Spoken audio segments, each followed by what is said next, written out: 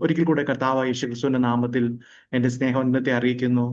ഒരു വാക്യം ആമുഖമായി വായിപ്പാനായിട്ട് ആഗ്രഹിക്കുന്നത് ലൂക്കോസിന്റെ സുവിശേഷം 1-ാം അധ്യായത്തിന്റെ 37-ാമത്തെ വാക്യം. അതിങ്ങനെയാണ്: ദൈവത്തിന് ഒരു കാര്യവും അസാധ്യമല്ലല്ലോ എന്ന് ഉത്തരം പറഞ്ഞു. ഈ വാക്യം വായിക്കുമ്പോൾ, അല്ലെങ്കിൽ ഈ വാക്യം കേൾക്കുമ്പോൾ എനിക്കൊരു ഓർമ്മ, വർഷങ്ങൾക്ക് മുമ്പ് ഒരു പിതാവ് സഭയിൽ സാക്ഷ്യമോ പ്രബോധനമോ ഒക്കെ പറയുവാൻ എഴുന്നേൽക്കുമ്പോൾ പാടിയിരുന്ന ഒരു പാട്ട് എനിക്ക് ഓർമ്മയുണ്ട്.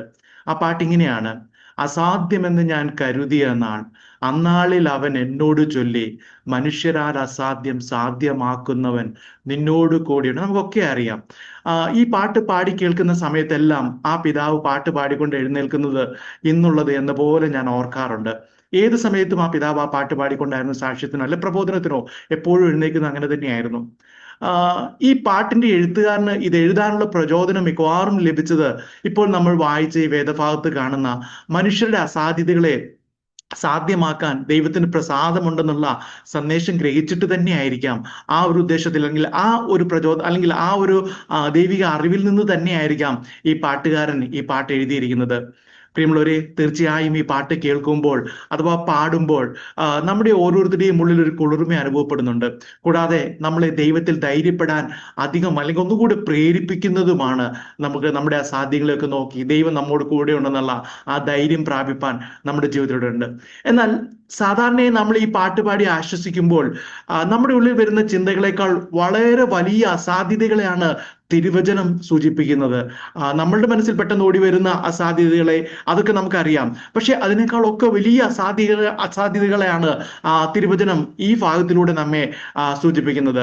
ഈ വേദഭാഗത്തേക്ക് തന്നെ നമുക്ക് വരികയാണെങ്കിൽ ഈ വേദഭാഗം നമുക്ക് തരുന്ന ആദ്യ ചിന്ത അവിശ്വസനീയമായതിനെ, കാരണം എപ്പോഴും വിശ്വസിക്കാൻ കഴിയാത്ത കാര്യങ്ങൾ, അതിനെ വിശ്വസിക്കാൻ തക്ക സർവശക്തനാണ് നമ്മുടെ ദൈവമാണെന്നുള്ള ആ കാര്യമാണ് നമ്മെ ആദ്യം ഓർമ്മിപ്പിക്കുന്നത്. അവിശ്വസനീയമായത്, ഒരു തരത്തിലും വിശ്വസിക്കാൻ കഴിയാത്ത കാര്യങ്ങളിൽ വിശ്വസിച്ച് ധൈര്യപ്പെടുവാൻ അതിന് തക്കതായ ഒരു ദൈവം നമ്മുടെ പുറകിലുണ്ട്, അല്ലെങ്കിൽ നമ്മുടെ കൂടെയുണ്ട്, നമ്മുടെ മുന്നിലുണ്ട് എന്നുള്ള ഒരു കാര്യമാണ് ആദ്യമേ എനിക്കിതിൽ നിന്ന് പറയുവാനുള്ളത്. പ്രിയമുള്ളവരെ, ദൈവത്തിന്റെ സർവ്വശക്തിയെ കുറിച്ച് സൂചിപ്പിക്കുന്ന മനോഹരമായ ഈ വേദഭാഗം യേശു കർത്താവിന്റെ ജനന പ്രഖ്യാപനത്തോട് ചേർന്നുള്ളതാണല്ലോ. ലൂക്കോസിന്റെ സുവിശേഷം 1-ാം അധ്യായം 26 മുതലുള്ള വാക്യങ്ങളിൽ നമുക്ക് ആ ചരിത്രം കാണാം. ഇതെങ്ങനെ സംഭവിക്കും എന്ന ഒരു ചോദ്യത്തിന്റെ ഉത്തരമായിരുന്നു ദൈവത്തിന് ഒരു കാര്യവും അസാധ്യമല്ലല്ലോ എന്ന പ്രഖ്യാപനം എന്ന് നമുക്കവിടെ കാണാൻ കഴിയുന്നുണ്ട്. യഹൂദന്മാർ നൂറ്റാണ്ടുകളായി കാത്തിരുന്ന ആ മശിഹ പ്രത്യക്ഷപ്പെടുന്ന സമയം വന്നെത്തിയിരിക്കുന്നു എന്ന സന്ദേശത്തിന്റെ ആ ഭാരം, ആ വലിയ ഭാരം എളിമയോടെ സ്വീകരിക്കുന്ന ഒരു യഹൂദ കന്യകയുടെ അമ്പരപ്പിക്കുന്ന ചോദ്യമായിരുന്നു ഇത് എങ്ങനെ സംഭവിക്കുമെന്നുള്ളത്. അതിന് മറുപടിയായി ദൈവദൂതൻ മറിയോട് വിശദീകരിക്കുന്നത് ആ അധ്യായത്തിന്റെ 35-ാമത്തെ വാക്യത്തിൽ നമുക്ക് കാണാൻ കഴിയുന്നുണ്ട്. അതിങ്ങനെയാണ്: അതിന് ദൂതൻ, പരിശുദ്ധാത്മാവ് നിന്റെ മേൽ വരും, അത്യുന്നതന്റെ ശക്തി നിന്റെ മേൽ നിഴലിടും, ആകയാൽ ഉദ്ഭവിക്കുന്ന വിശുദ്ധ പ്രജ ദൈവപുത്രൻ എന്ന് വിളിക്കപ്പെടും. പ്രിയമുള്ളവരെ, അന്നത്തെ സാഹചര്യത്തിൽ കാര്യമായ പ്രസക്തികൾ ഒന്നുമില്ലാത്ത ഒരു സാധാരണ കുടുംബത്തിലെ ഒരു പെൺകുട്ടിക്ക് മനസ്സിലാക്കാൻ കഴിയാത്ത ഒന്നായിരുന്നു ആ വിശദീകരണം. നമുക്കറിയാം, പെട്ടെന്ന് ഒരു ദൈവദൂതൻ മുന്നിൽ വന്ന് ഇങ്ങനെയുള്ള കാര്യങ്ങളെ പറയുമ്പോൾ സാധാരണമായി, പ്രത്യേകിച്ച് അല്ലെങ്കിൽ അങ്ങനെ പ്രസക്തിയോ അല്ലെങ്കിൽ പ്രത്യേകതകളോ ഒന്നുമില്ലാത്ത ഒരു സാധാരണ മനുഷ്യന് അമ്പരപ്പ് തന്നെ ഉണ്ടാകുമെന്ന് നമുക്കറിയായിരുന്നു. അവളുടെ വിശ്വാസത്തിന് വേണ്ടി അവളുടെ തന്നെ ചാർച്ചക്കാരത്തിയായ എലിസബത്തിന്റെ ജീവിതത്തിൽ സംഭവിച്ച അത്ഭുതത്തെയും ദൂതൻ അവിടെ അറിയിക്കുന്നത് നമുക്ക് കാണാൻ കഴിയുമെന്നല്ലോ. എന്നാൽ അതൊന്നും അവളുടെ സംഭ്രമത്തെ അവസാനിപ്പിക്കുവാൻ തക്കതായിരുന്നില്ല എന്നുള്ളത് അവിടെ ആ വേദഭാഗം മുഴുവനായി വായിക്കുമ്പോൾ നമുക്ക് കാണാൻ കഴിയുന്നുണ്ട്. അതിന് കാരണം എലിസബത്ത് വൃദ്ധയായിരുന്നു, കൂടാതെ അവൾക്ക് കുഞ്ഞുങ്ങൾ ഉണ്ടാകില്ലായിരുന്നു. എന്നിരുന്നാലും അവൾക്കൊരു ഭർത്താവ് ഉണ്ടായിരുന്നു. എന്നാൽ മറിയയുടെ സാഹചര്യം ഇതിൽ നിന്നും തീർത്തും വ്യത്യസ്തമായിരുന്നു. അവൾക്ക് ഭർത്താവില്ലായിരുന്നു, അവൾ വിവാഹിതയല്ലായിരുന്നു. അതുപോലെ തന്നെ മറിയ ദൂതനോട് അവിടെ ആ കാരണങ്ങൾ കൊണ്ടൊക്കെ ആ മറിയ ദൂതനോട് ചോദിക്കുന്നുണ്ട്, ഞാൻ പുരുഷനെ അറിയായാൽ ഇതെങ്ങനെ സംഭവിക്കുമെന്ന് അതിന്റെ 34-ാമത്തെ വാക്യത്തിൽ പറയുന്നുണ്ട്. എന്നാൽ സംശയങ്ങളും ആശ്ചര്യങ്ങളും നിഴലിച്ചു നിന്ന ഈ സംഭാഷണത്തിന്റെ ഒടുവിൽ ദൈവദൂതൻ മറിയോട് പറയുന്ന ഒരു കാര്യം, ദൈവത്തിന് അസാധ്യമായി ഒന്നുമില്ല എന്നത് തന്നെയാണ്. ഒരു മനുഷ്യന്റെ വീക്ഷണകോണിൽ നിന്ന് അസാധ്യമായ കാര്യങ്ങളെ വിശ്വസിക്കാൻ മറിയയോട് ആ ദൈവദൂതൻ ആവശ്യപ്പെടുകയായിരുന്നു. അല്ലെങ്കിൽ നമുക്കറിയാം, വിശ്വാസത്തിന്റെ കാര്യങ്ങളുടെ ഡെഫിനിഷൻ ഒക്കെ നമുക്കറിയാം. അന്നേരം ഇവിടെ അങ്ങനെ ഒരു അസാധ്യമായ കാര്യങ്ങളെ, അല്ലെങ്കിൽ മാനുഷികമായ നിലയിൽ അസാധ്യമായ കാര്യങ്ങളെ അതിൽ വിശ്വസിക്കുവാൻ മറിയയോട് ആ ദൂതൻ അവിടെ ആവശ്യപ്പെട്ടു. തുടർന്ന് അവരുടെ ജീവിതത്തിൽ സംഭവിച്ച കാര്യങ്ങളൊക്കെ നമുക്കറിയാവുന്നതാണ്. ആ ഭാഗമൊക്കെ വളരെ വായിക്കുകയും അതിൽ നിന്ന് കേൾക്കുകയും ചെയ്തവരാണല്ലോ നമ്മളെല്ലാവരും.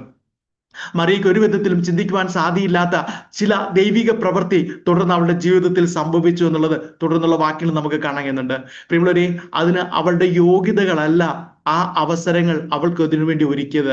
പ്രിയമുള്ളവരെ, അവിടെ സംഭവിക്കുന്നത് മനുഷ്യർക്ക് അസാധ്യമായ കാര്യങ്ങളെ സാധ്യമാക്കുന്ന ദൈവത്തിൽ വിശ്വസിക്കാനുള്ള ആഹ്വാനം താഴ്മയോട് ഉൾക്കൊണ്ടതുകൊണ്ട് അതെല്ലാം അവളുടെ ജീവിതത്തിൽ സംഭവിച്ചു. താഴ്മയോടെ അവൾ അതെല്ലാം ഏറ്റെടുത്തു. അവളുടെ ദൈവത്തിൽ വിശ്വസിച്ചു. ആ അവിശ്വസനീയമായ കാര്യത്തെ വിശ്വസിച്ചതുകൊണ്ട് അതെല്ലാം അവളുടെ ജീവിതത്തിൽ സംഭവിച്ചു. പ്രിയരെ, നമുക്ക് ഇതിനാൽ ഉണ്ടായ പ്രയോജനം ലോകരക്ഷിതാവായ ക്രിസ്തു ഈ ഭൂമിയിൽ മനുഷ്യനായി ജനനമെടുക്കുന്നതിന് ആ വിശ്വാസവും അനുസരണയും ഒരു കാരണമായി എന്നുള്ളതാണ് നമ്മുടെ ഏറ്റവും വലിയ ഭാഗ്യം എന്നുള്ളത്. ദൈവവചനത്തിൽ വിശ്വസിക്കുന്നതിലൂടെ അതിന്റെ നന്മകൾക്ക് അവകാശികളാകുവാനും നമുക്ക് അവസരമുണ്ട്. അതിനെക്കുറിച്ച് ചില കാര്യങ്ങൾ കൂടി ഞാൻ പിന്നീട് പറയാം. ഇവിടെ നമ്മൾ ഈ വേദഭാഗത്തിലേക്ക് തന്നെ കടന്നു വരുമ്പോൾ കന്യക ഗർഭിണിയായ ഒരു മകനെ പ്രസവിക്കുമെന്ന അസാധ്യ കാര്യത്തെ പരിശുദ്ധാത്മാവ് നിവർത്തിച്ചത് എങ്ങനെയെന്ന് നമ്മൾ കണ്ടുവല്ലോ. അതേ സംഭവത്തോട് ചേർന്ന് തന്നെ സംഭവിച്ച മറ്റൊരു അസാധ്യമായ കാര്യമായിരുന്നു ദൈവം മനുഷ്യനായി തീർന്നു എന്നുള്ളത്. പ്രിയമുള്ളവരെ, മനുഷ്യനായി തീർന്നു എന്നുള്ളത് അതൊരു പലപ്പോഴും നമ്മൾ വേദപുസ്തകത്തെ കുറിച്ച് അറിയുകയും നമ്മുടെ ചെറുപ്പം മുതൽ ആ കാര്യങ്ങളൊക്കെ മനസ്സിലാക്കുകയും ചെയ്യുമ്പോൾ അതിന്റെ ആ വലിയ ബുദ്ധിമുട്ടുകൾ നമ്മൾ അറിയുന്നില്ല. പക്ഷേ കഴിഞ്ഞ കാലങ്ങളിലും അല്ലെങ്കിൽ ഇപ്പോഴുമുള്ള ആളുകൾ ദൈവങ്ങളായി തീരുന്നത് നമ്മൾ കണ്ടിട്ടുണ്ട്. നമ്മുടെ ചുറ്റുപാടും ഈ കാലഘട്ടത്തിലും അങ്ങനെയുള്ള ആൾ ദൈവങ്ങളെ കുറിച്ചൊക്കെ നമുക്ക് കണ്ടിട്ടുണ്ട്. അല്ലെങ്കിൽ ആൾ ദൈവങ്ങളായി അവർ ഇന്ന് നമ്മുടെ ചുറ്റുമുണ്ട്. അതൊക്കെ നമുക്കറിയാം. മനുഷ്യൻ ദൈവമാകുന്നത്. ഇനി അന്നത്തെ കാലത്തേക്ക് നോക്കുകയാണെങ്കിൽ, അല്ലെങ്കിൽ മറിയ ജീവിച്ചിരുന്ന കാലത്തേക്ക് നോക്കുകയാണെങ്കിൽ, ഗ്രീക്ക് ഭാഷയ്ക്കും തത്വജ്ഞാനത്തിനും വളരെ പ്രചാരമുണ്ടായിരുന്ന ആ കാലത്ത് ദൈവം തന്നെ മനുഷ്യനായി തീർന്നു എന്നത് വിജാതി യുഗത്തിൽ വിശ്വസിക്കാൻ വളരെ ബുദ്ധിമുട്ടുള്ള ഒരു കാര്യമായിരുന്നു. കാരണം അന്നുള്ള വിജാതിയുടെ തത്വചിന്തകൾ വികാസം പ്രാപിച്ചത് ക്രിസ്തുവിന് 4-5 നൂറ്റാണ്ടുകൾക്ക് മുമ്പുള്ള ഗ്രീക്ക് തത്വചിന്തകരുടെ ആശയങ്ങൾക്ക് അടിസ്ഥാനത്തിലായിരുന്നു. ഗ്രീക്ക് തത്വചിന്തകർ ദൈവവും മനുഷ്യനും തമ്മിൽ അല്ലെങ്കിൽ ദൈവവും ആ മനുഷ്യനും തമ്മിൽ ധനവാന്റെയും ലാസറിന്റെയും ഉപമയിൽ മരണശേഷം അവരുടെ ഇടയിൽ ഉണ്ടായിരുന്ന ഒരു പിളർപ്പ് പോലെ ഒരു വേർതിരിവ്, ഒരു വലിയ വ്യത്യാസമുണ്ടെന്ന്, അല്ലെങ്കിൽ അടുത്തു വരാൻ കഴിയാത്തതുപോലെ ഒരു വ്യത്യാസമുണ്ടെന്ന് അവർ വാദിച്ചിരുന്നു. അതായത് ഗ്രീക്ക് ചിന്തകരുടെ അഭിപ്രായത്തിൽ ദൈവം പൂർണ്ണമായും ആത്മാവായിരുന്നു, എന്നാൽ മനുഷ്യൻ ആത്മാവിന്റെയും പദാർത്ഥത്തിന്റെയും അല്ലെങ്കിൽ ജഡത്തിന്റെയും ഒരു സംയോജനമായിരുന്നു. അതുപോലെ തന്നെ അവരുടെ ചിന്താരീതി അനുസരിച്ച് ആത്മാവ് നല്ലതായിരുന്നു, പദാർത്ഥം അല്ലെങ്കിൽ ജഡം മോശമായിരുന്നു. ആത്മാവ് വിശുദ്ധമായിരുന്നു, ജഡം തിന്മയായിരുന്നു. ഇങ്ങനെയുള്ള ചിന്താഗതികളൊക്കെ അന്ന് വളരെ വ്യാപകമായി വിവിധ ജാതികളുടെ ഇടയിൽ അത് വ്യാപരിച്ചിരുന്നു. ഈ തത്വചിന്തയുടെ ചട്ടക്കൂടിൽ നിന്നുകൊണ്ട് ദൈവം മനുഷ്യനാകുന്നതിനെ പറ്റി വിശദീകരിച്ചാൽ ദൈവം തിന്മ ഏറ്റെടുത്തിരിക്കുമെന്നാണ് അവർ ചിന്തിക്കുന്നത്. കാരണം ജഡം തിന്മയാണെങ്കിൽ ദൈവം മാംസം സ്വീകരിച്ച് ഒരു മനുഷ്യനായി മാറുകയാണെങ്കിൽ ദൈവവും തിന്മയായി മാറേണ്ടി വരുമെന്നുള്ള ചിന്തയായിരുന്നു അന്ന് അവിടെ വ്യാപരിച്ചിരുന്നത്. അതായത് ദൈവത്തിന് ദൈവമായി തുടരണമെങ്കിൽ മനുഷ്യനായി മാറുക എന്നത് അസാധ്യമായ ഒരു കാര്യമായിരുന്നു. പ്രിയമുള്ളവരെ, മനുഷ്യരുടെ ഇടയിലേക്ക് ഇറങ്ങി വന്ന ദൈവത്തിന്റെ മനുഷ്യ അവതാരം എന്ന ആശയം എങ്ങനെ സാധ്യമാകുമെന്ന് ആ കാലഘട്ടത്തിലുള്ള വിജാതീയരാർക്കോ ഗ്രീക്കുകാർക്കോ അങ്ങനെയുള്ളവർക്കൊന്നും മനസ്സിലാകുമായിരുന്നില്ല. അതിനാൽ ഗ്രീക്കുകാർ അത് അംഗീകരിച്ചിരുന്നില്ല. അതുകൊണ്ടാണ് പൗലോസിന്റെ പ്രസംഗങ്ങളെ മണ്ടത്തരം എന്ന് പറഞ്ഞ് ഗ്രീക്കുകാർ പൗലോസിനോട് തർക്കിക്കുന്നതൊക്കെ അപ്പോസ്തല പ്രവൃത്തികൾ നമുക്ക് കാണാൻ കഴിയുന്നുണ്ടല്ലോ. അരബിയോ കുന്നിന്റെ കാര്യങ്ങളൊക്കെ കഴിഞ്ഞ ചില നാളുകൾക്ക് മുമ്പ് നമ്മൾ ആ ഭാഗങ്ങൾ കൂടെയൊക്കെ കടന്നു പോയതാണല്ലോ. ഗ്രീക്കുകാരെ സംബന്ധിച്ചിടത്തോളം മനുഷ്യന് വേണ്ടി മരിക്കുവാനും രക്ഷകനാകുവാനും ദൈവം മനുഷ്യനാകുന്നതല്ല, മറിച്ച് മനുഷ്യൻ ദൈവമാകുന്നതിലാണ് രക്ഷ ഉൾപ്പെട്ടിരുന്നത് എന്നാണ് അവർ ചിന്തിച്ചിരുന്നത്. അതായത് രക്ഷിക്കപ്പെടുവാൻ അല്ലെങ്കിൽ മോക്ഷം പ്രാപിക്കുവാൻ മനുഷ്യൻ അവന്റെ ശാരീരിക അസ്തിത്വത്തിൽ നിന്ന് വിടുതൽ പ്രാപിക്കണമെന്ന് അവർ കരുതി. അങ്ങനെ മാത്രമേ മോക്ഷം അല്ലെങ്കിൽ പ്രാപിക്കാൻ കഴിയുമെന്ന് അവർ ചിന്തിച്ചു. അന്നുള്ള ഗ്രീക്കുകാരിലോ മറ്റു വിജാതീയരായ ആളുകളിലോ മാത്രമല്ല, ആധുനിക ചിന്തയുടെ വിവിധ രൂപങ്ങളിലും ആ അസാധ്യത ഇന്നും നിലനിൽക്കുന്നുണ്ട്. അതിന്റെ അടിസ്ഥാനത്തിൽ അന്ന് നിരവധി ദുരുപദേശങ്ങൾ ഉണ്ടായിരുന്നു. ഇന്നും അത് പലരും അത് തുടരുന്നുണ്ട്. സോഷ്യൽ മീഡിയയിലൊക്കെ ചിലപ്പോഴൊക്കെ നിങ്ങൾ അത് കണ്ടിട്ടുണ്ടാവും. പലരും ഇന്ന് അതിനെ തുടരുകയും അതിനെ ആ നിലയിൽ വാദിക്കുന്നവരൊക്കെ ഉണ്ട്. എന്നാൽ അന്ന് അതിനെതിരെ 1-ാം നൂറ്റാണ്ടിൽ തന്നെ വിവിധ സഭകൾക്കുള്ള ലേഖനത്തിൽ കൂടെ അപ്പോസ്തലന്മാർ മറുപടി പറഞ്ഞ ഭാഗങ്ങളൊക്കെ നമ്മൾ ചിന്തിച്ചിരുന്നല്ലോ. ആ ഭാഗങ്ങളൊക്കെ നമുക്കറിയാലോ. ഒരു വാക്യം മാത്രം ഞാൻ വായിച്ച് മുന്നോട്ട് പോകട്ടെ. അപ്പോസ്തലനായ യോഹന്നാൻ തന്റെ ലേഖനത്തിൽ ഇപ്രകാരം എഴുതി. 1 യോഹന്നാന്റെ ലേഖനം 4-ാം അധ്യായത്തിന്റെ 1-2 വാക്യങ്ങൾ ഇങ്ങനെ പറയുന്നുണ്ട്. പ്രിയമുള്ളവരെ, കള്ളപ്രവാചകന്മാർ പലരും ലോകത്തിലേക്ക് പുറപ്പെട്ടിരിക്കാൻ ഏത് ആത്മാവിനെയും വിശ്വസിക്കാതെ ആത്മാക്കൾ ദൈവത്തിൽ നിന്നുള്ളവയോ എന്ന് ശോധന ചെയ്യുവിൻ. ദൈവാത്മാവിനെ ഇതിനാൽ അറിയാം. അവിടെ പറയുന്നത് ഇങ്ങനെയാണ്: യേശു യേശുക്രിസ്തു ജഡത്തിൽ വന്നു എന്ന് സ്വീകരിക്കുന്ന ആത്മാവ് ഒക്കെയും ദൈവത്തിൽ നിന്നുള്ളത്. പിന്നെ ഞാൻ ആ വിഷയം കൂടുതൽ വിശദീകരിക്കാൻ ഇപ്പോൾ ഞാൻ സമയം എടുക്കുന്നില്ല. ഞാൻ മടങ്ങിയ നമ്മുടെ വേദഭാഗത്തേക്ക് തന്നെ വരട്ടെ. അവിടെ അസാധ്യമെന്ന് കരുതിയ ഈ കാര്യത്തെ ദൈവം സാധ്യമാക്കുന്നത് മറ്റൊരു അസാധ്യ കാര്യത്തെ സാധിപ്പിക്കാനായിരുന്നു. ആദ്യമായി നമ്മൾ കണ്ടത് കന്യക ഒരു ഗർഭിണിയായ ഒരു കുഞ്ഞിനെ പ്രസവിക്കുന്നതായിരുന്നു. അത് അസാധ്യമായ ഒരു കാര്യമായിരുന്നു. രണ്ടാമത് നമ്മൾ കണ്ടത് ദൈവവും അല്ലെങ്കിൽ കർത്താവും ദൈവവുമായ ആ യേശു മനുഷ്യനായി ജനിക്കുന്ന ആ അസാധ്യതയായിരുന്നു അവിടെ നമ്മൾ കണ്ടത്. ലോകത്തിൽ അസാധ്യമെന്ന് മനുഷ്യർ കരുതിയെടുത്ത് അത് അങ്ങനെ സംഭവിച്ചു നമ്മുടെ രക്ഷകൻ. ആ രണ്ട് കാര്യത്തിലൂടെ സാധ്യമാക്കിയ മൂന്നാമത്തെ വലിയ അസാധ്യത എന്ന് പറയുന്നത് പാപികളുടെ രക്ഷയായിരുന്നു. അതിനുവേണ്ടിയായിരുന്നു ഈ അസാധ്യങ്ങളുടെ ഈ പട്ടിക തുടർമാനമായി ദൈവം ചെയ്തെടുക്കുന്നത് എന്ന് നമുക്ക് കാണാൻ കഴിയും. ദൈവദൂതൻ മറിയയ്ക്ക് പ്രത്യക്ഷപ്പെട്ട് ക്രിസ്തുവിന്റെ ജനനത്തെക്കുറിച്ച് പ്രഖ്യാപിച്ചപ്പോൾ അല്ലെങ്കിൽ അവളെ അറിയിച്ചപ്പോൾ മറിയയുടെ മനസ്സിൽ പാപികളുടെ രക്ഷ എന്ന അസാധ്യതയും അതിന്റെ പരിഹാരം കൂടിയുണ്ട് എന്നുള്ള ആ ചിന്ത അവളുടെ മനസ്സിൽ ഉണ്ടായിരുന്നോ എന്നും നമുക്കറിയത്തില്ല. അങ്ങനെയൊക്കെ ചിന്തിച്ചിരുന്നോ, അങ്ങനെയുള്ള ചിന്ത ആ കാലഘട്ടത്തിലുള്ള യഹൂദന്മാർക്ക് ഉണ്ടായിരുന്നോ എന്നും നമുക്കറിയത്തില്ല. എങ്കിലും പിന്നീട് എലിസബത്തിന്റെ ഭവനത്തിൽ ചെന്നപ്പോൾ അവിടെ വെച്ച് ദൈവത്തെ പാടി സ്തുതിച്ചപ്പോൾ മറിയ പാടിയത് അല്ലെങ്കിൽ മറിയ പറഞ്ഞത് ഇപ്രകാരം എന്ന് ആ വേദഭാഗത്ത് നമുക്ക് കാണാൻ കഴിയും. ആ ലൂക്കോസിന്റെ സുവിശേഷം 1-ാം അധ്യായത്തിന്റെ 46-47 വാക്യങ്ങളിൽ ഇങ്ങനെ വായിക്കുന്നു: അപ്പോൾ മറിയ പറഞ്ഞത്, എന്റെ ഉള്ളം കർത്താവിനെ മഹിമപ്പെടുത്തുന്നു, എന്റെ ആത്മാവ് എന്റെ രക്ഷിതാവായ ദൈവത്തിൽ ഉല്ലസിക്കുന്നു. അവിടെ രണ്ട് പദമാണ് കൊടുത്തിരിക്കുന്നത്, കർത്താവിനെ മഹിമപ്പെടുത്തുന്നു, രക്ഷിതാവായ ദൈവത്തിൽ ഉല്ലസിക്കുന്നു എന്നുള്ളത്.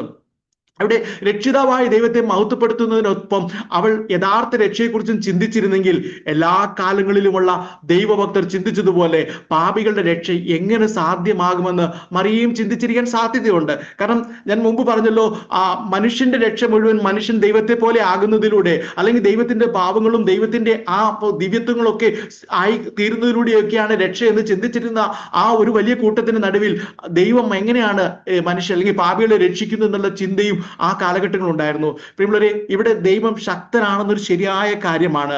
അതുകൊണ്ട് കന്യകാ ജനനം, മനുഷ്യാവതാരം തുടങ്ങിയ കാര്യങ്ങൾ ദൈവത്തിന് തീർച്ചയായും ചെയ്യാൻ കഴിയും. അത് ചെയ്തു. പക്ഷെ ദൈവത്തിന് പാപികളെ എങ്ങനെ രക്ഷിക്കാൻ കഴിയുമെന്ന ചോദ്യം പിന്നെയും അവിടെ അവശേഷിക്കുന്നു. എങ്ങനെയാണ് അത് സാധ്യമാകുന്നത്? കാരണം ദൈവം പരിശുദ്ധ ദൈവമാണ്. അതിനൊന്നും ആർക്കും തർക്കങ്ങളൊന്നുമില്ല. അവൻ നീതിയുള്ള ന്യായാധിപനാണ്. അതിനും ആർക്കും തർക്കമൊന്നുമില്ല. നീതിയോടെ തന്നെ ദൈവം വിധിക്കുകയുള്ളെന്ന് എല്ലാവർക്കും അറിയാം. ദൈവം തന്റെ നീതിയിൽ തന്നെ പാപത്തെ ശിക്ഷിക്കുമെന്നുള്ള കാര്യവും അവർക്കറിയാം. അതൊക്കെ ആ കാര്യങ്ങളൊക്കെ അതിൻ്റെയൊക്കെ ആ അറിവിൽ തന്നെ എങ്ങനെയാണ് പാപികളെ രക്ഷിക്കുക എന്നുള്ളൊരു ചോദ്യം അവിടെ വരുന്നു. അങ്ങനെയെങ്കിൽ, അതായത് പാപികളെ രക്ഷിക്കുകയാണെങ്കിൽ ദൈവത്തിന് എങ്ങനെ ഒരേ സമയം നീതിമാനായി തുടരാനും നമ്മെ രക്ഷിക്കാനും കഴിയുമെന്നുള്ള ആ ഒരു ചോദ്യവും ഇതിന്റെ മധ്യ ഉയർന്നു വരുന്നുണ്ട്. എന്നാൽ കർത്താവായ യേശുക്രിസ്തു തന്റെ ജീവിതം കൊണ്ട് തന്നെ അതിന് ഉത്തരം നൽകിയത് പിൽക്കാലങ്ങളിൽ നമുക്ക് കാണാൻ കഴിയുന്നുണ്ട്. ഒരു സുവിശേഷങ്ങൾ ആ ഭാഗത്തെ കുറിച്ച് ഞാൻ വേദഭാഗത്തിൽ അത് ഞാനൊന്ന് ഷോർട്ടായിട്ട് ഞാൻ ആ കാര്യങ്ങൾ പറഞ്ഞു ഞാൻ മുന്നോട്ട് പോകട്ടെ. ഒരു ദിവസം വ്യഭിചാരത്തിൽ പിടിക്കപ്പെട്ട ഒരു സ്ത്രീയെ കർത്താവിന്റെ മുന്നിൽ കൊണ്ടുവന്നിട്ട് ന്യായപ്രമാണ പ്രകാരം അവൾക്ക് ശിക്ഷ വിധിക്കാൻ അവർ ആവശ്യപ്പെട്ട ആ സാഹചര്യം, ആ ചരിത്രം നമുക്കറിയാമല്ലോ. അവിടെ ദൈവം ഇസ്രായേലിന് നൽകിയ ന്യായപ്രമാണത്തിന്റെ അടിസ്ഥാനത്തിൽ അങ്ങനെയുള്ളവരെ കല്ലെറിഞ്ഞ് കൊല്ലണമെന്നതായിരുന്നു ശിക്ഷ. പഴയ ന്യായപ്രമാണത്തിൽ അല്ലെങ്കിൽ പഴയ നിയമത്തിൽ അങ്ങനെയാണ് അതിനുള്ള ശിക്ഷ അങ്ങനെ എഴുതി വെച്ചിട്ടുണ്ട്. ആ ശിക്ഷ ഉറപ്പിക്കാൻ തക്കതായ തെളിവുകളും ഒപ്പം സാക്ഷികളെയും അവർ കൊണ്ടുവന്നിരുന്നു. അതായത് ഒരു വിധത്തിലും ആ സ്ത്രീ രക്ഷപ്പെട്ടു പോകുവാൻ സാധ്യതയില്ല. കാരണം തെളിവുകളുണ്ട്, സാക്ഷികളുണ്ട്. അവൾ കൈയോടെ പിടിക്കപ്പെട്ടവളായി അവൾ കൊണ്ടുവന്നിരിക്കുകയാണ്. എന്നാൽ ഒരേ സമയം നീതിമാനും രക്ഷകനുമായ ന്യായാധിപൻ നിങ്ങളിൽ കുറ്റം ചെയ്യാത്തവർ കല്ലെറിയട്ടെ എന്നൊരു വിധി അവിടെ പ്രസ്താവിച്ചു. ആ ഭാഗം നമുക്കറിയാമല്ലോ. എന്നാൽ ആ വിധി കേട്ടപ്പോൾ അവിടെ കൂടി വന്ന സകലരിലും അതിന് കഴിയാതെ, അല്ലെങ്കിൽ സകലരും ആ കല്ലെറിയാൻ അല്ലെങ്കിൽ അവളെ ശിക്ഷിക്കുവാൻ കഴിയാതെ, അല്ലെങ്കിൽ ആ ശിക്ഷ നടപ്പിലാക്കാൻ കഴിയാതെ അവിടെ വിട്ടുപോയ ആ ചരിത്രം നമുക്കറിയാമല്ലോ. ഇവിടെ യഥാർത്ഥത്തിൽ ശിക്ഷ വിധിക്കേണ്ടവൻ അത് വിധിക്കാതെ കരുണ തോന്നി ഇനി പാപം ചെയ്യരുത് എന്ന കൽപ്പനയോടുകൂടെ അവളെ വെറുതെ വിട്ട ആ ചരിത്രം, പ്രിയമുള്ളവരെ, അത് കർത്താവ് അവിടെ തെളിയിച്ചത് ഒത്തിരി ആത്മീയ ആശയങ്ങൾ അടങ്ങിയ ഒരു സംഭവമായിരുന്നു. നീതിമാനായ ദൈവം ഒരു പാപിയെ ശിക്ഷിക്കാതെ വിട്ടു എന്ന സംശയം അവിടെ ഉയരുന്നുണ്ട്. അങ്ങനെ ഉയരുന്നുണ്ടെങ്കിലും ചുറ്റുമുണ്ടായിരുന്ന സകലരും പാപികളായതിനാൽ ആർക്കും ഒന്നും ചോദിക്കുവാൻ അല്ലെങ്കിൽ ആ സംശയത്തെ അവിടെ ഉയർത്തുവാൻ അവർക്ക് ധൈര്യമുണ്ടായിരുന്നില്ല. എന്നാൽ ചില മാസങ്ങൾക്ക് ശേഷം സകല മനുഷ്യരുടെയും പാപങ്ങൾക്ക് പരിഹാരമായി കാൽവറിയിലെ ക്രൂശമരത്തിൽ രക്ഷകൻ ഒരു യാഗമായി തീർന്നതോടെ അവളുടെ പാപത്തിന് ശിക്ഷ വിധിക്കാതെ വെറുതെ വിട്ടതിലുള്ള നീതിയും ന്യായവും ദൈവം അവിടെ നടപ്പാക്കി എന്നുള്ളത് നമുക്ക് ഓരോരുത്തർക്കും അറിയാം. ദൈവം അത് പൂർണ്ണമായി ആ നീതിയും ന്യായവും, എങ്ങനെ ഒരേ സമയം ദൈവം നീതിമാനായിരിക്കുന്നു, എങ്ങനെ ദൈവം രക്ഷിക്കുന്നു എന്നുള്ളതിന്റെ ആ അർത്ഥവും ആശയങ്ങളും ഒക്കെ അവിടെ അതിലൂടെ വ്യക്തമാക്കിയായിരുന്നു. പ്രിയമുള്ളവരെ, അന്ന് യേശു കർത്താവിന്റെ അടുക്കൽ വന്ന യഹൂദന്മാർക്ക് വ്യഭിചാരത്തിൽ പിടിച്ച് ആ സ്ത്രീയെ ഉപദ്രവിക്കാൻ കഴിയാതെ പോയത് അവർ ഓരോരുത്തരും പാപികളായിരുന്നതിലാണ്. കാരണം അതാണ് അവിടെ ആ വേദഭാഗം വ്യക്തമാക്കുന്നത്. നിങ്ങളിൽ പാപം ചെയ്യാത്തവർ കല്ലെറിയട്ടെ എന്ന് പറയുമ്പോൾ ആർക്കും അവിടെ നിൽക്കാൻ കഴിഞ്ഞില്ല. നീതിയുള്ള ന്യായാധിപനായ ദൈവത്തിന്റെ മുമ്പിൽ അവരുടെ ഓരോരുത്തരുടെയും പാപത്തിനുള്ള ശിക്ഷ അവർ കുറ്റം ആരോപിച്ച സ്ത്രീയുടെ ഇതിൽ നിന്ന് ഒട്ടും കുറവായിരുന്നില്ല. നാം ഒന്ന് ചിന്തിച്ചു നോക്കുക, അവരുടെ കുറ്റം എന്തായിരുന്നു, അതിന്റെ വലിപ്പം എന്തായിരുന്നു എന്ന് ചിന്തിക്കുമ്പോൾ ആ സ്ത്രീക്ക് ലഭിക്കാൻ പോകുന്ന ആ ശിക്ഷയിൽ നിന്ന് ഒട്ടും തന്നെ കുറവായിരുന്നില്ല അവരുടെയും ജീവിതത്തിലുള്ള ആ പാപത്തിന്റെ ശിക്ഷ. അവർ മാത്രമല്ല, നമ്മൾ ഉൾപ്പെടെ സകല അല്ലെങ്കിൽ സർവ്വലോകത്തിലെ സകല മനുഷ്യരുടെയും സ്ഥിതി അത് തന്നെയായിരുന്നു. ആ കുറ്റം നമ്മുടെ മേൽ ഉള്ള ആ പാപത്തിന്റെ ശിക്ഷ എന്ന് പറയുന്നത് ഇവിടെ പറഞ്ഞിരിക്കുന്നത് പോലെ ആ നിത്യശിക്ഷ, അതിന് തുല്യമായ തക്കതായ ആ ശിക്ഷ തന്നെയായിരുന്നു. അവിടെയാണ് ആ അസാധ്യമായ കാര്യത്തെ സാധ്യമാക്കിയ ദൈവത്തിന്റെ പ്രവൃത്തി നമ്മുടെ ഓരോരുത്തരുടെയും ജീവിതത്തിൽ ഇത്രയധികം പ്രാധാന്യമുള്ളതായി നമ്മുടെ ജീവിതത്തിൽ അനുഭവിപ്പാൻ ദൈവം നമുക്ക് അവസരങ്ങളെ തന്നത്. ദൈവത്തിന് എങ്ങനെ ക്ഷമിപ്പാനും എങ്ങനെ രക്ഷിക്കാനും അതേസമയം തന്നെ നീതി നിലനിർത്താനും കഴിയുമെന്ന അസാധ്യ ചോദ്യത്തിന്റെ ഉത്തരം നമ്മുടെ മുന്നിൽ ഇപ്പോൾ വെളിപ്പെടുത്തിയിട്ടുണ്ട്. നമുക്കതെല്ലാം കൃത്യമായി നമുക്ക് അറിയാവുന്നുണ്ട്. നമ്മളെ കർത്താവ് അത് മനസ്സിലാക്കി തന്നിട്ടുണ്ട്. അതിന്റെ ഉത്തരം ന്യായപ്രമാണം നിഷ്കർഷിച്ചതുപോലെ പൂർണ്ണവും യോഗ്യവുമായ ഒരു പ്രായശ്ചിത്തമായിരുന്നു. ന്യായപ്രമാണത്തെ നിവർത്തിപ്പാൻ കർത്താവ് വന്നു എന്നൊക്കെ പറയുമ്പോൾ അതിന്റെയൊക്കെ നിവർത്തീകരണം ഈ നിലയിലാണ് സംഭവിക്കുന്നത്. അതിനുവേണ്ടി അസാധ്യങ്ങളുടെ ഒരു പട്ടികയെ തന്നെ ദൈവം നമുക്ക് സാധ്യമാക്കി തീർത്തു. കർത്താവിൽ എന്നെ കേൾക്കുന്ന പ്രിയമുള്ളവരെ, ഈ സംഭവത്തിൽ യേശു കർത്താവിന്റെ മറുപടി എന്ന് പറയുമ്പോൾ നമ്മൾ പെട്ടെന്നൊക്കെ നമ്മൾ കുഞ്ഞുനാൾ സൺഡേ സ്കൂളിലൊക്കെ പഠിക്കുമ്പോൾ യേശു കർത്താവ് ഇങ്ങനെ മറുപടി പറഞ്ഞു, അവരൊക്കെ പോയി, അവരെല്ലാം ബ്ലിങ്കസ്യരായി അല്ലെങ്കിൽ അവരെല്ലാം ഇളിപ്പിയരായി പോയി എന്നൊക്കെ അങ്ങനെ പഠിപ്പിച്ചതും അങ്ങനെ കേട്ടതൊക്കെ നമുക്ക് ഓർമ്മയുണ്ട്. പ്രിയമുള്ളവരെ, കർത്താവിന്റെ ഈ മറുപടി ശലോമൻ രാജാവിനെ പരീക്ഷിക്കാൻ വന്ന ശേബാരാജ്ഞിയുടെ അടുത്തും മറ്റുള്ള സന്ദർഭങ്ങളും തെളിയിച്ച പോലെ ബുദ്ധിയുടെ കഴിവ് അളക്കാനുള്ളതല്ല. നാം ഒരിക്കലും അങ്ങനെ ചിന്തിക്കരുത്. ഈ സംഭവത്തിലൂടെ സകല മനുഷ്യരും പാപികളാണെന്നും മനുഷ്യരെ ആ പാപത്തിന്റെ ശിക്ഷയിൽ നിന്ന് രക്ഷിക്കാൻ കഴിയുന്ന ഏകരക്ഷകൻ കർത്താവും രക്ഷിതാവുമായ യേശുക്രിസ്തു ആണെന്ന് വ്യക്തമാക്കിയായിരുന്നു കർത്താവ് തന്നെ അതിൽ കൂടെ ചെയ്യുന്നത്.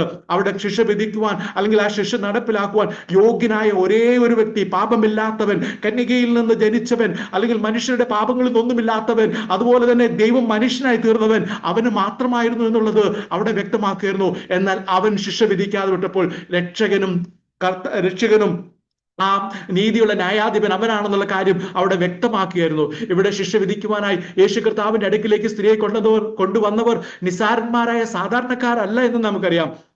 അവളെ സാക്ഷികളുടെ മൊഴിയുടെയും അല്ലെങ്കിൽ മറ്റു തെളിവുകളുടെ ഒക്കെ അടിസ്ഥാനത്തിൽ ശിക്ഷ വിധിക്കുവാനും അത് നടപ്പിൽ വരുത്തുവാനും അധികാരമുള്ള പ്രമാണിമാരും പുരോഹിതന്മാരും അടങ്ങുന്ന സംഘമായിരുന്നു അവിടെ. അല്ലെങ്കിൽ അവർക്ക് ശിക്ഷ വിധിച്ച് അവരുടെ മുന്നിൽ വെച്ച് നടപ്പാക്കാമായിരുന്നു. ആ നിലയിലായിരുന്നു. നമുക്കറിയാം, സ്തെഫാനോസിനെ കൊല്ലുമ്പോൾ അവിടെ പൗലോസ് അല്ലെങ്കിൽ ശൗൽ അവിടെ ഉണ്ടായിരുന്നു. അത് സന്നദ്ധ സംഘത്തിന്റെ ഒരു പ്രതിനിധി എന്ന നിലയിലൊക്കെ ഉണ്ടായിരുന്നു എന്നുള്ള കാര്യം നമുക്കറിയാം. അന്നേരം ആ നിലയിൽ അത്രയും അധികാരവും അത്രയും പ്രമാണികളുമായിരുന്ന ആൾക്കാർ, അല്ലെങ്കിൽ ആ സംഘം, അങ്ങനെയുള്ളവരെല്ലാം ഉൾപ്പെടുന്ന സംഘമായിരുന്നു. ഒരുപക്ഷെ ആ ശിക്ഷ നടപ്പാക്കാൻ അവർ ഇതിനകം തന്നെ തീരുമാനിച്ചിരിക്കാം. അവളെ കൊല്ലണം എന്നുള്ളത് അവർ വിധിച്ചിരിക്കാം. അതിനുവേണ്ടി അവർ പിടിച്ചുകൊണ്ടതാ.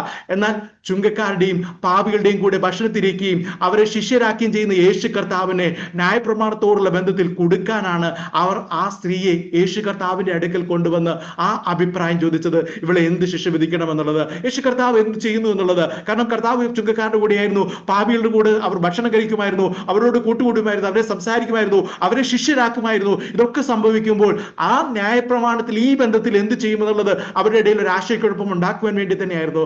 എന്നാൽ നിങ്ങളിൽ കുറ്റമില്ലാത്തവർ കല്ലെറിയട്ടെ എന്ന ഒറ്റ ചോദ്യത്തിന് മുന്നിൽ ലോകപ്രകാരം ശ്രേഷ്ഠന്മാരായ ആ മത നേതാക്കന്മാരുടെയും കൂടെയുള്ളവരുടെയും ഉത്തരം മുട്ടിപ്പോയി. പ്രിയമുള്ളവരെ, ശിക്ഷിക്കാൻ എല്ലാ അർത്ഥത്തിലും അധികാരവും യോഗ്യതയുമുള്ളവൻ മുമ്പ് പറഞ്ഞതുപോലെ തന്റെ അടുക്കൽ എത്തിപ്പെട്ട ആ സ്ത്രീയെ രക്ഷിക്കുന്ന മനോഹരവും അതിശയവുമായ കാഴ്ചയാണ് നമുക്ക് ഇവിടെ കാണാൻ കഴിയുന്നത്.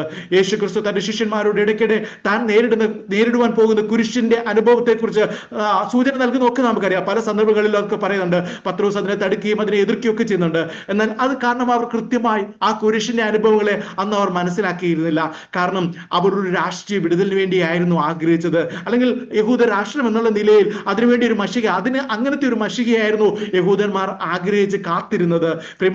പ്രിയമുള്ളവരെ, ലോകപ്രകാരമുള്ള എല്ലാ കാത്തിരിപ്പിനും ഒരിക്കലും ഒരു ശാശ്വത പരിഹാരം ഉണ്ടാകില്ല എന്നുള്ളത് നാം അറിയുക. ഒരിക്കലും ഒരു ശാശ്വത പരിഹാരം എന്ന് പറയുമ്പോൾ ഏറ്റവും പെർഫെക്റ്റ് ആയിട്ട് ചിലപ്പോൾ ചിലതിനൊക്കെ ചില നിലയിലൊക്കെ ഒരു പരിഹാരം ഉണ്ടായേക്കാം. എന്നാൽ ഒരു പെർഫെക്റ്റ് ആയിട്ടുള്ള ഒരു ശാശ്വത പരിഹാരം ലോകപ്രകാരമുള്ള ഒരു കാത്തിരിപ്പിനും ഉണ്ടാകില്ല എന്നുള്ളത് നാം അറിയട്ടെ. ഇവിടെ കാണാത്ത ചില ഉറപ്പുള്ള കാര്യങ്ങൾ നമ്മുടെ ഓരോരുത്തരുടെയും പ്രത്യാശ ഉറയ്ക്കുവാൻ നമ്മുടെ ജീവിതത്തിൽ ഇടവരട്ടെ.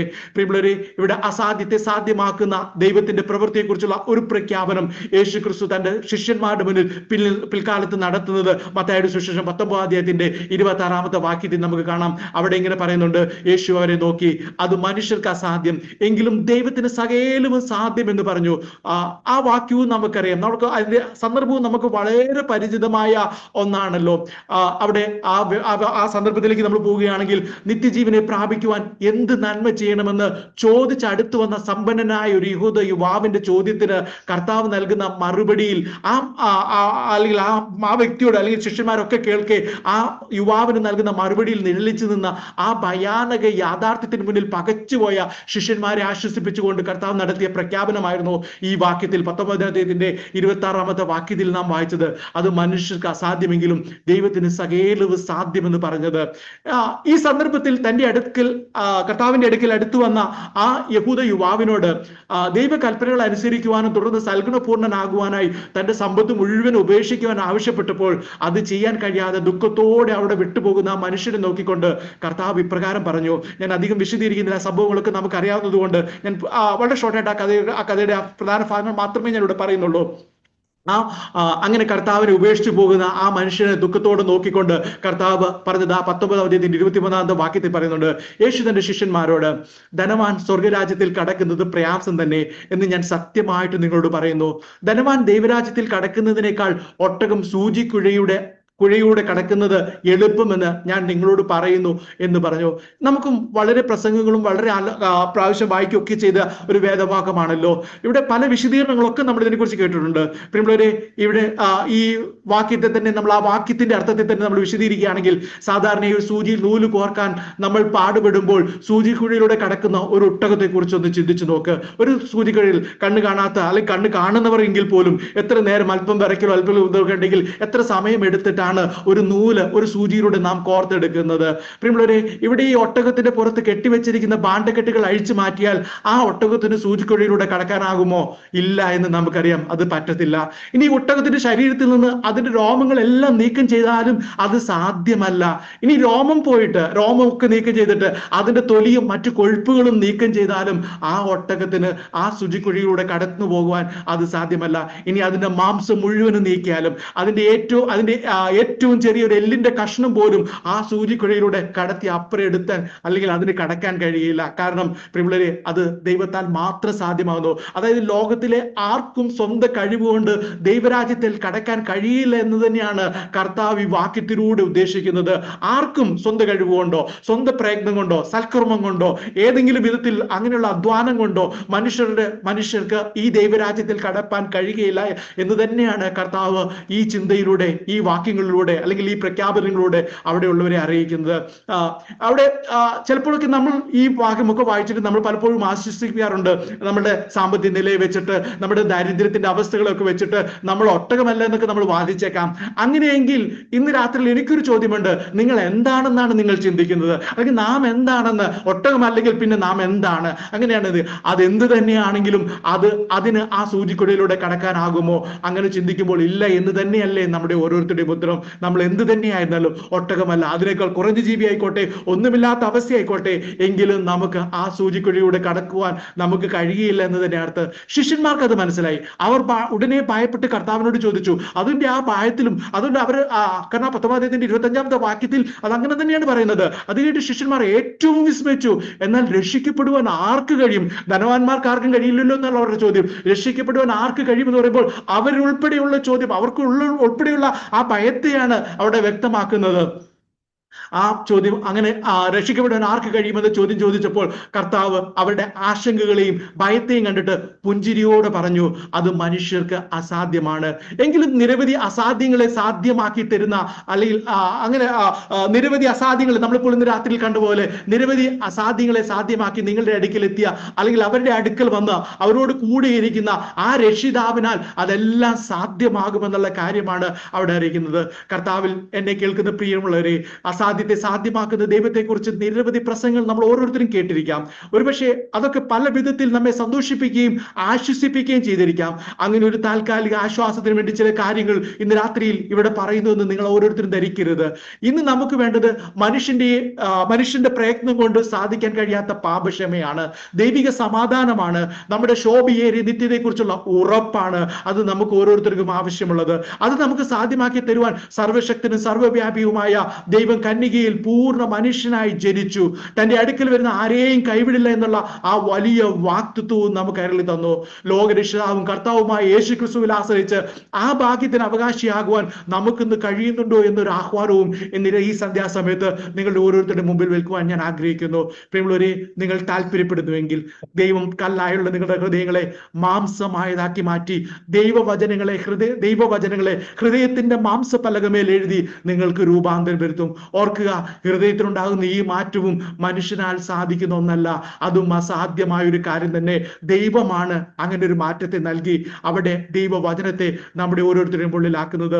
പിന്നീട് നിക്കോദിമോസിന് വിവരിച്ചു നൽകിയതുപോലെ വെള്ളത്താലും ആത്മാവിനാലും ഒരു വീണ്ടും ജനനം നൽകി ഒരു പുതിയ സൃഷ്ടിയാക്കി നമ്മെ മാറ്റി ലോക അവസാനത്തോളം നമ്മുടെ ഓരോരുത്തരുടെയും കൂടിയിരുന്ന് നടത്തി കർത്താവിന്റെ മടങ്ങി വരവിൽ നിത്യതയിൽ നമ്മെ അവനോടുകൂടെ ചേർക്കുന്ന ഒരു വലിയ അനുഭവം കൂടിയുണ്ട്. ഇവിടെ വീണ്ടും ജനനം എന്ന് കേട്ടപ്പോൾ അദ്ദാളിച്ച് നിന്നുപോയ നിക്കോദിമോസിന്റെ ചരിത്രം നമുക്കറിയാം. നിക്കോദിമോസ് പിന്നെയും എങ്ങനെ ജനിക്കുമെന്നൊക്കെ പറയുന്ന ആ വേദഭാഗം നമുക്ക് വളരെ കാര്യമുണ്ടല്ലോ. കാരണം അതും ദൈവത്താൽ അല്ലാതെ സാധിക്കുന്ന കാര്യമായിരുന്നു. അത് ദൈവത്താൽ അല്ലാതെ സാധിക്കുന്ന ഒരു കാര്യമാണ്. അതായത് മനുഷ്യനും അങ്ങനെ ഒരു വീണ്ടും ജനനമോ അതൊന്നും സാധ്യമല്ല. അതും അസാധ്യതയുടെ മധ്യയിൽ ദൈവം സാധ്യമാക്കുന്ന ഒരു കാര്യമായിരുന്നു. പ്രിയമുള്ളവരെ, നിങ്ങളുടെ ജീവിതത്തിൽ അസാധ്യങ്ങളെ സാധ്യമാക്കുന്ന കർത്താവിന്റെ അടുക്കൽ ചെന്ന് കൃപ പ്രാപിക്കുന്ന ആ നല്ലതും ശോഭനമായ തീരുമാനമെടുക്കുവാൻ പരിശുദ്ധാത്മാവ് ഇന്ന് രാത്രി നിങ്ങളെ ഓരോരുത്തരെയും ഇന്ന് സഹായിക്കട്ടെ. ഇനി സ്വന്തം ജീവിതത്തിൽ ഇന്ന് രാത്രി എന്നെ കേൾക്കുന്ന വ്യത്യസ്തമായ ആൾക്കാരുണ്ടല്ലോ. സ്വന്തം ജീവിതത്തിൽ ആത്മാവിന്റെ ഈ വലിയ ഉറപ്പ് പ്രാപിച്ചവരോടും ഒരു വാക്ക് ഞാൻ ഇതിനോട് ചേർത്ത് പറയട്ടെ. പ്രിയരെ, ഈ അസാധ്യങ്ങളെയൊക്കെ സാധ്യമാക്കിയാണ് കർത്താവ് നമ്മെ ഓരോരുത്തരെയും വിടുവിച്ചത്. ഇങ്ങനെ ഒരു കന്യകയുടെ ഗർഭിണിയായി ഒരു മകനെ പ്രസവിച്ച് ആ മകൻ എന്ന് പറയുന്നത് ദൈവം മനുഷ്യനായി തീരുന്ന അതൊരു അസാധ്യമായിരുന്നു. അതിനുശേഷം എങ്ങനെ ആ ദൈവത്തിന്, അല്ലെങ്കിൽ ദൈവവും മനുഷ്യനുമായിരിക്കുമ്പോൾ അവൻ എങ്ങനെ ന്യായം വിധിപ്പാൻ, അല്ലെങ്കിൽ നീതിയോടെ വിധിക്കുവാനും, നീതിയോടെ വിധിക്കുമ്പോൾ തന്നെ എങ്ങനെ പാപിയായ മനുഷ്യനെ രക്ഷിക്കാൻ കഴിയുമെന്നുള്ള ഈ അസാധ്യങ്ങളൊക്കെ മാറ്റിവെച്ചിട്ട്, അല്ലെങ്കിൽ ഈ അസാധ്യങ്ങളൊക്കെ മാറ്റിവരുത്തിയിട്ട് നമ്മുടെ ഹൃദയത്തിന് രൂപാന്തരം വരുത്തി നമ്മളെ ഒരു വീണ്ടും ജനനം നൽകി നമ്മെ ഒരു പുതിയ സൃഷ്ടിയാക്കി ഇങ്ങനെയുള്ള എല്ലാ അസാധ്യങ്ങളെയൊക്കെ സാധ്യമാക്കിയാണ് കർത്താവ് നമ്മെ വിടുവിച്ചത് എന്നുള്ള കാര്യം നാം അറിയുക. പ്രിയമുള്ളവരെ, കല്ലെറിഞ്ഞ് കൊല്ലപ്പെടുവാനും ശിക്ഷിക്കപ്പെടുവാനും സാധ്യതയുള്ളയിടത്ത് ഞാനും നിനക്ക് ശിക്ഷ വിധിക്കുന്നില്ല, പോക, ഇനി പാപം ചെയ്യരുത് എന്ന് കർത്താവ് പറഞ്ഞത് നാം മറന്നു പോകരുത്. നാം ഓരോരുത്തരും എപ്പോഴും അത് ഓർത്തിരിക്കുക. നമ്മുടെ ഓരോരുത്തരുടെയും വ്യക്തിപരമായ ക്രിസ്ത്യ ജീവിതത്തിന്റെ ആ ഗൗരവത്തെ നാം ഒരു കാലത്തും നാം കുറച്ച് കാണരുത്. നാം അതിന്റെ അനുഭവത്തിന്റെ ആ വലിയ ഗൗരവത്തോടെ, ആ വലിയ തീഷ്ണതയോടുകൂടി തന്നെ മുന്നോട്ട് പോകാൻ നമ്മുടെ ജീവിതത്തെ വരുത്തട്ടെ. നമുക്ക് ലഭിച്ച ഈ മഹാഭാഗ്യത്തെ ഈ ലോകത്തിലെ നശ്വരമായ പലതിനുമായി നഷ്ടമാക്കരുത്. അതെപ്പോഴും നമ്മുടെ ഉള്ളിൽ കുറികൊള്ളുന്ന ഒരു ഓർമ്മയായി തന്നെ എപ്പോഴും നിലനിൽപ്പാൻ ദൈവം സഹായിക്കട്ടെ. ദൈവത്തിന്റെ വചനത്തിൽ ആശ്രയിച്ചുകൊണ്ട്, ദൈവകൃപയിൽ ആശ്രയിച്ചുകൊണ്ട്, ദൈവഭക്തിയിൽ തന്നെ തുടർന്നു പോകുവാൻ ദൈവം നമ്മെ ഓരോരുത്തരെയും ജീവിതത്തിൽ ഇടവരുത്തട്ടെ. ഈ വചനങ്ങളാൽ ദൈവം നമ്മെ എല്ലാവരെയും അനുഗ്രഹിക്കുമാറാകട്ടെ. ആമേൻ. Praise God.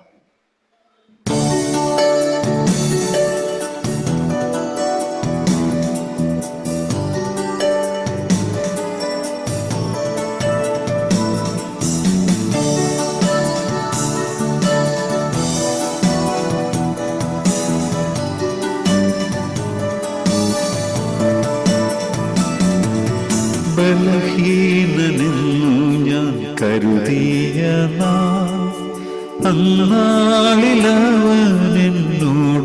ചൊല്ലി, ബലഹീനനെന്നു ഞാൻ കരുതിയ അന്നാളിലവനെന്നോടു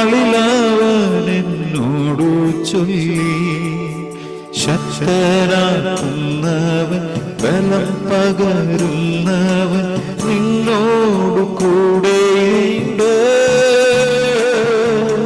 ശക്തനാക്കുന്നവൻ ബലം പകരുന്നവൻ നിന്നോടു കൂടെയുണ്ട്.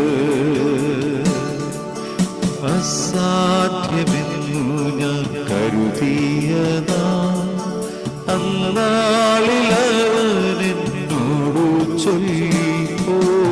അസാധ്യമെന്നു ഞാൻ കരുതിയതാ അന്നാളിലവനെന്നോടു ചൊല്ലി. മനുഷ്യരാൽ അസാധ്യം സാധ്യമാക്കുന്നവൻ നിന്നോടു കൂടെയുണ്ട്. സാധ്യം സാധ്യമാക്കുന്നവൻ നിന്നോടു കൂടെയുണ്ട്. കർത്താവിൽ സന്തോഷം അവനൻ ബലം പാരിതിൽ പാർക്കുന്ന അവനൻ ബലം. അവനെന്റെ സങ്കേതം വിശ്രമം നാൾ തോറും അവനെന്റെ സർവവുമേ. അവനെന്റെ സങ്കേതം വിശ്രമം നാൾ തോറും അവനെന്റെ സർവവുമേ. അവനെന്റെ സങ്കേതം വിശ്രമം നാൾ തോറും അവനെന്റെ സർവവുമേ.